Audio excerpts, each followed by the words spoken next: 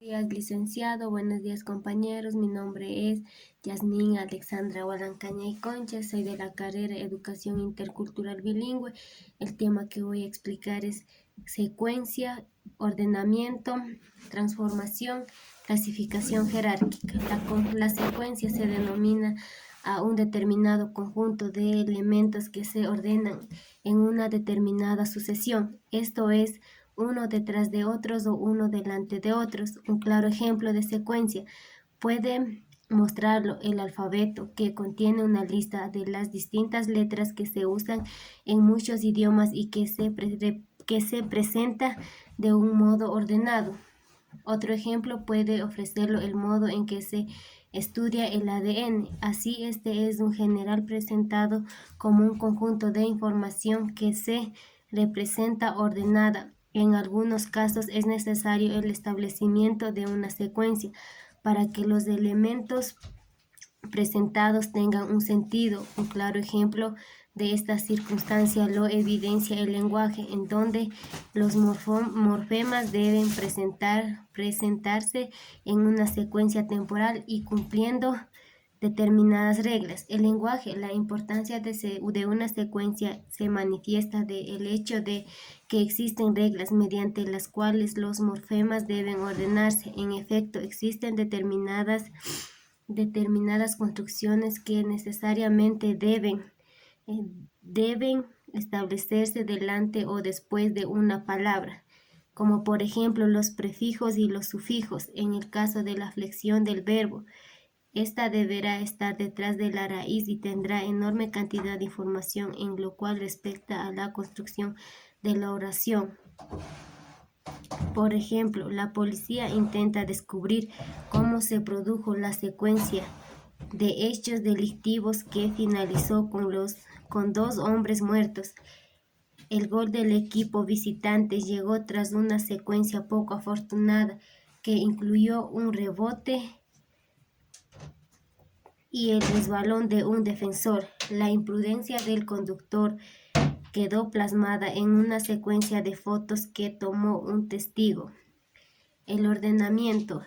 Otro tema de interés relacionado con los cambios son los procesos de ordenamiento y transformación. El primer proceso constituye una aplicación del concepto de secuencia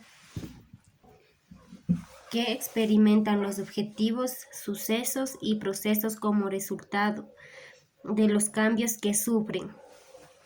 Para iniciar el estudio de este tema, se analiza el concepto de variable ordenable y se relacionan con el proceso de ordenamiento.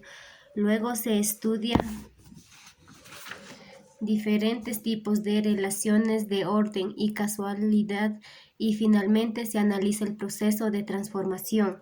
Tipos de ordenamiento. Natural. Está implícito en las características de las variables cuantitativas, por ejemplo, estatura, peso, temperatura.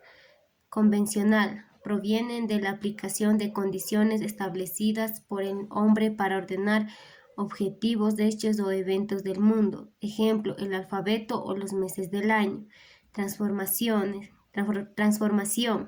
Transformación es la acción y efecto de transformar, hacer cambiar de forma a algo o alguien, transmutar algo en otra cosa. El término procede del vocablo latino transformatio. Por ejemplo, no puedo creer la transformación de Karina. La última vez que la vi tenía el pelo negro y pesaba como 100 kilos. Ahora está teñida de rubio y está más flaca que yo. Desde que perdió el trabajo sufrió una transformación y vive deprimido. Esta casa necesita una transformación. Vamos a comprar muebles nuevos y a pintarla. Transformación como cambio de estado. Puede decirse que la transformación, por lo tanto, es el paso de un estado a otro. Una persona puede transformarse físicamente a través de dietas, cirugías estéticas, cambios de vestimenta, etc. También puede evidenciar una transformación en un sentido espiritual o simbólico, cuando decide vivir un ritmo más pausado, prestar menos atención a lo material o concretar cambios semejantes. El actor experimentó una transformación interna después de estar al borde de la muerte. Las mujeres cuando se divorcian emprenden una transformación y cambian su apariencia. La clasificación jerárquica.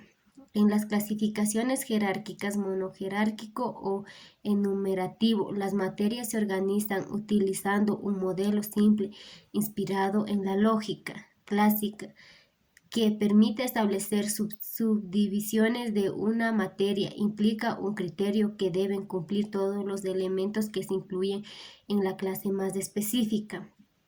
La clasificación debe tener subdivisiones para todos los temas que se considere necesario utilizar, de ahí su carácter enumerativo.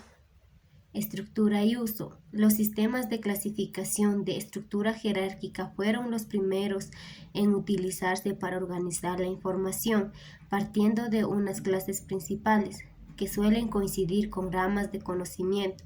Se enumeran todas las materias que prevén necesarias para tratar la información, dividiéndolas en clases formadas. Gracias a la aplicación de un criterio de división que genera grupos cuyos componentes participan de una característica común, este proceso de división continúa hasta alcanzar el nivel de especificidad deseada. De esta forma, las relaciones que se establecen entre los conceptos son de tipo vertical, mostrando una ascendencia común. En esencia, la jerárquica debería reflejar relaciones paradigmáticas, género, especie, todo, parte. Sin embargo, la necesidad de adaptar el sistema a las características temáticas de una colección ha desvirtuado muchas veces este requisito para poder INAS.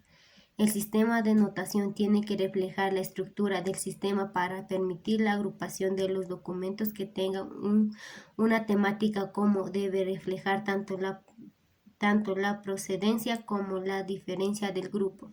Gracias, esto ha sido toda la explicación del tema.